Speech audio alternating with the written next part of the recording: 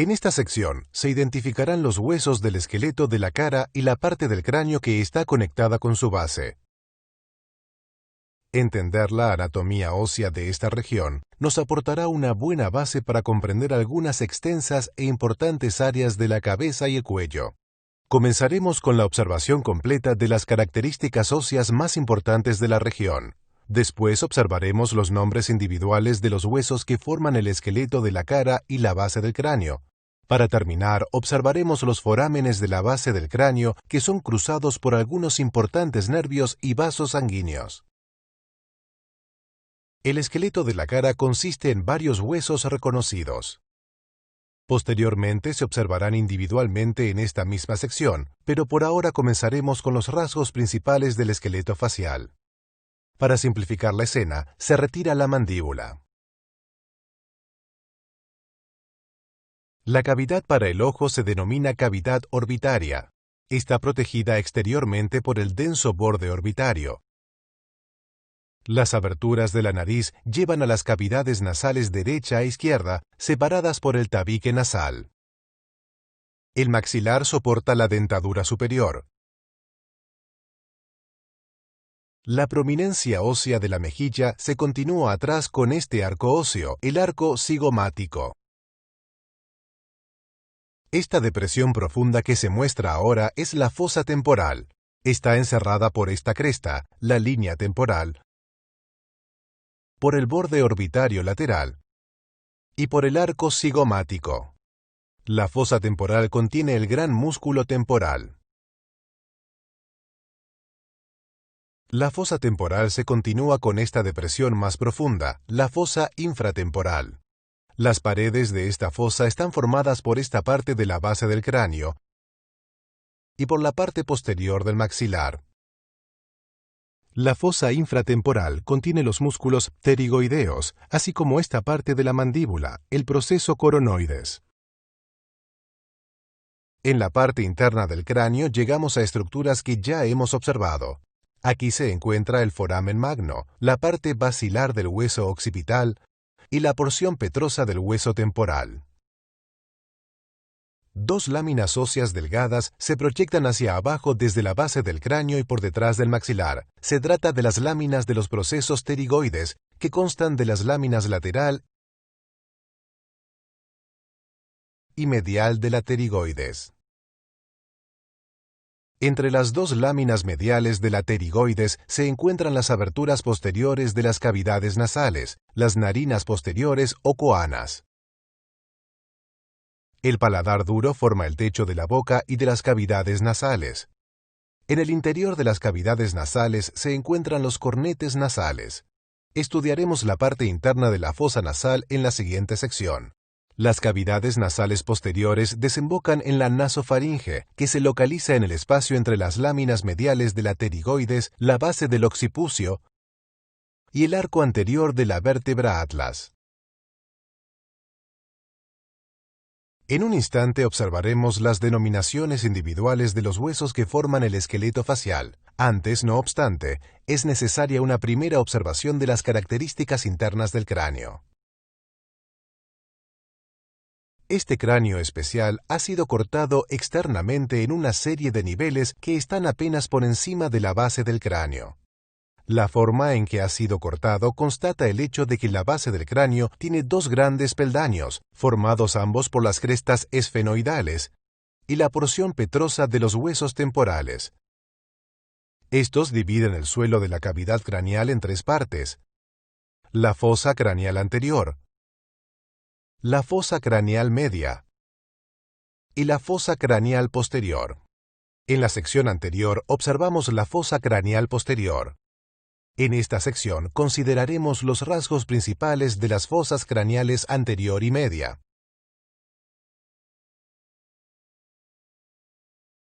Los huesos que forman estas protuberancias superiores en el suelo de la fosa anterior son los mismos que forman el techo de la órbita o pared superior. Esta cresta que se observa en la línea media se conoce como crista Galli. A cada lado de la misma hay una depresión, cuya base está formada por estas pequeñas áreas de hueso delgado y perforado, las láminas cribosas. Las láminas cribosas forman el estrecho techo de la cavidad nasal. Aquí se observan desde abajo. Los filamentos del nervio olfatorio que transmiten la sensación de olor discurren a través de estas aberturas de las láminas cribosas. Esta área plana por detrás de las láminas cribosas es el techo de una cavidad que observaremos después, el seno esfenoidal. Desplacémonos ahora hacia atrás, a la fosa craneal media.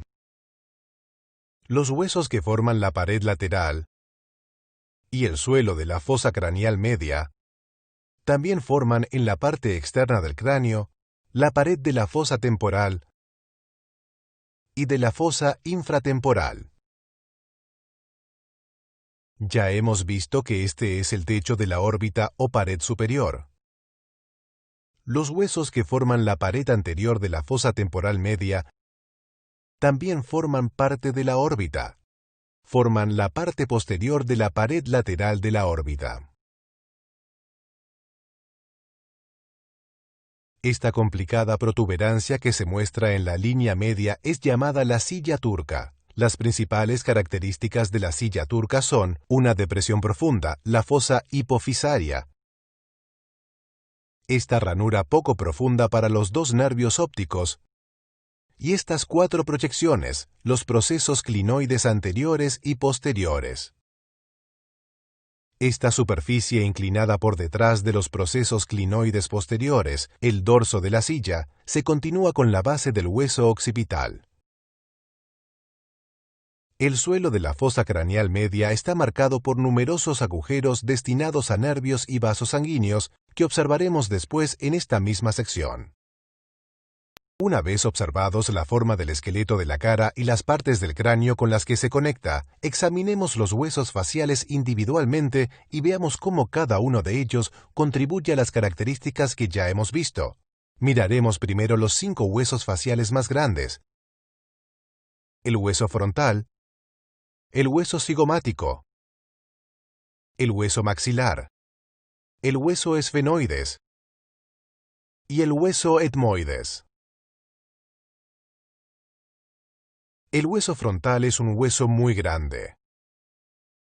Su parte más baja forma el comienzo de la raíz de la nariz y la parte superior del borde orbitario, una pequeña parte de la fosa temporal y gran parte del techo de la órbita o pared superior.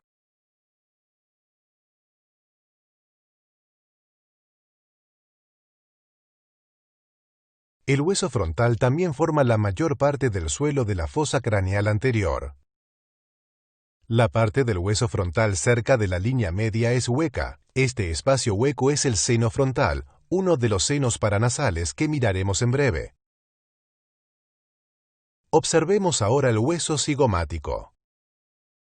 El hueso cigomático constituye la prominencia ósea de las mejillas. También forma la región inferolateral del borde orbitario y esta parte de la pared lateral de la órbita. El hueso cigomático se extiende hacia atrás uniéndose con el proceso cigomático del hueso temporal, formando el arco cigomático. Ahora iremos hacia adelante y observaremos el maxilar. Aquí se muestra el maxilar. Los maxilares derecho e izquierdo se unen en la línea media. Cada lado del maxilar constituye la parte medial más inferior del borde orbitario y casi todo el suelo de la órbita o pared inferior. El maxilar sostiene los dientes superiores. Sobre la parte inferior forma gran parte del paladar duro. El maxilar es hueco. Contiene el más grande de los senos paranasales, el seno maxilar. Para observar la parte posterior del maxilar se retira el arco cigomático. Aquí se muestra la parte posterior hueca del maxilar. Aquí el maxilar se une al hueso que está por detrás del mismo, el hueso esfenoides. Más allá de esta unión, el maxilar está separado del esfenoides por esta gran cavidad, dividida en una fisura vertical y otra horizontal. La parte vertical de la cavidad se denomina fisura orbitaria superior. La parte horizontal de la cavidad se denomina fisura orbitaria inferior. La fisura orbitaria inferior, que se observa desde la parte anterior, separa el suelo de la órbita o pared inferior, formado por el maxilar, de la pared lateral, formada por el hueso esfenoides. Continuemos con la observación del complejo hueso esfenoides. Se extiende de un lado al otro del cráneo. El hueso esfenoides constituye un segmento importante de la parte inferior y externa del cráneo y forma parte de la órbita.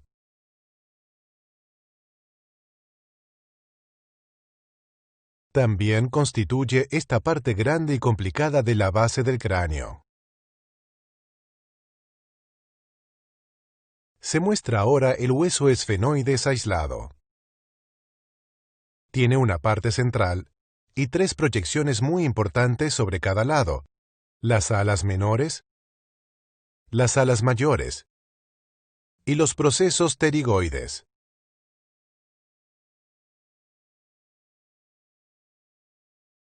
La parte central del esfenoides incluye los procesos clinoides y la fosa hipofisaria. La parte central del hueso esfenoides es hueca, como observaremos. El ala menor, que es la parte más elevada del hueso esfenoides, forma la cresta esfenoidal, que separa las fosas craneales anterior y media. La parte inferior del ala menor constituye esta pequeña pero importante parte de la región posterior de la órbita. El ala mayor del esfenoides forma la pared frontal y forma parte del suelo de la fosa craneal media. En la parte externa, el ala mayor forma esta parte de la fosa temporal y de la fosa infratemporal, así como esta gran región de la pared lateral de la órbita. El ala mayor y el ala menor están unidas aquí. No obstante, medialmente están separadas por esta brecha triangular, la fisura orbitaria superior, que forma una gran abertura entre la órbita y el interior del cráneo. Aquí se muestra la fisura orbitaria superior desde adentro. La observaremos mejor en un momento. El proceso pterigoides del hueso esfenoides se proyecta hacia abajo y detrás del maxilar. El proceso pterigoides incluye las láminas lateral y medial de la pterigoides, que son el sitio de inserción de algunos músculos importantes que examinaremos más adelante. Esta hendidura entre las láminas pterigoideas es la fosa pterigoidea. Esta pequeña protrusión es el gancho del proceso pterigoides. Es una polea, como veremos a continuación. El último hueso de la lista de grandes huesos faciales es un hueso bastante complicado, el etmoides. Un poco difícil de comprender al principio porque en el cráneo intacto se esconde a la vista. Las únicas partes del hueso de etmoides que pueden visualizarse fácilmente son estas pequeñas partes del suelo de la fosa craneal anterior, las dos láminas cribosas con la crista Galli entre ellas, y esta parte en la pared medial de cada órbita. Será más fácil comprender el hueso etmoides en la próxima sección, a partir de la observación de la cavidad nasal. Hasta entonces detendremos su explicación. Hay tres huesos faciales más pequeños que observaremos de forma breve: los huesos nasal, lagrimal y palatino. Este es el hueso nasal y este el hueso lagrimal. Los dos huesos nasales delgados forman justamente la parte superior del puente de la nariz. Los soportes estructurales para las partes que sobresalen de la nariz están hechos de cartílago, como se observará después. El pequeño hueso lagrimal forma la mayor parte medial del borde infraorbitario. Esta abertura entre el hueso lagrimal y el hueso etmoides es para el conducto nasolagrimal, que conduce las lágrimas de la esquina del ojo a la cavidad nasal.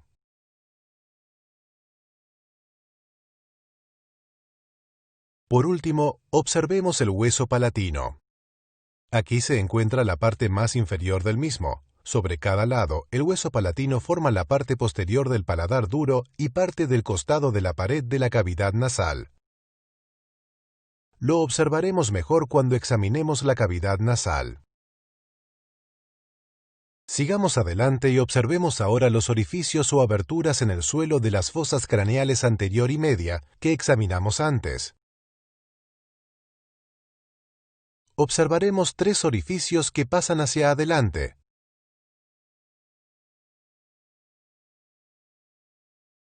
Dos orificios que pasan hacia abajo, y uno que, a pesar de las apariencias, pasa oblicuamente hacia atrás.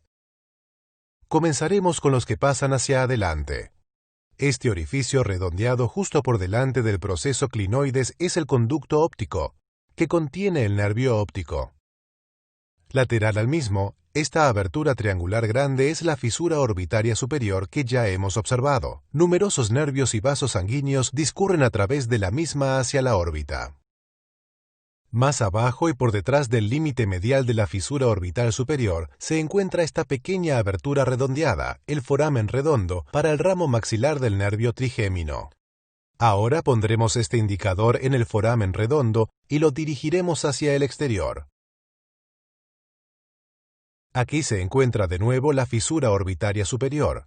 Aquí, medial a la misma, se encuentra el conducto óptico. El foramen redondo no desemboca en la órbita, sino en la fisura pterigomaxilar.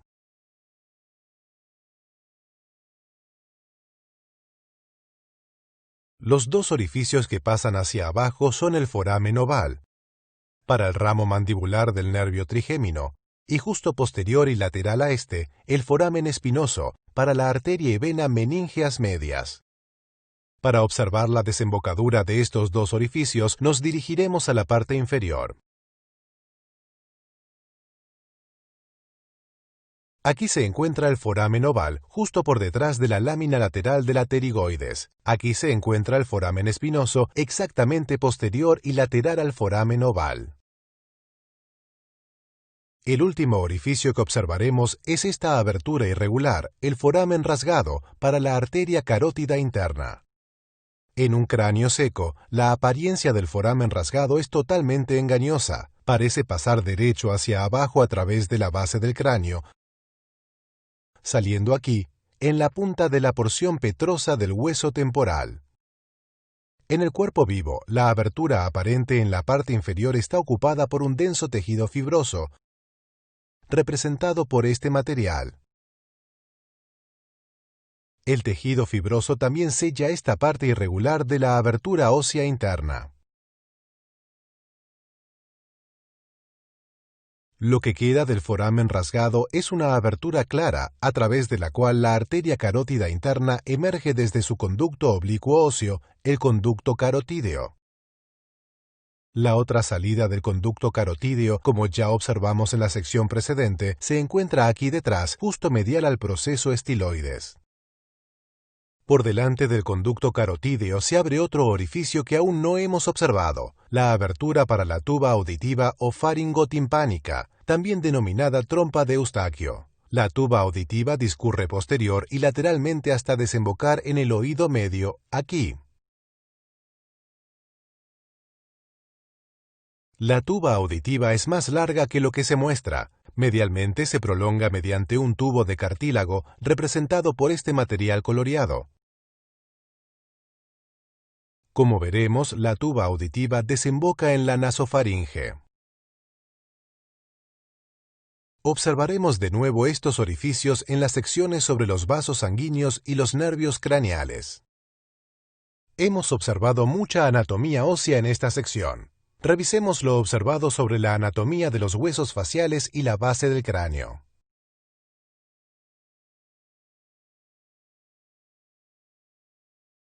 Aquí se encuentran el hueso frontal, el hueso cigomático, el maxilar, el hueso esfenoides y el hueso etmoides.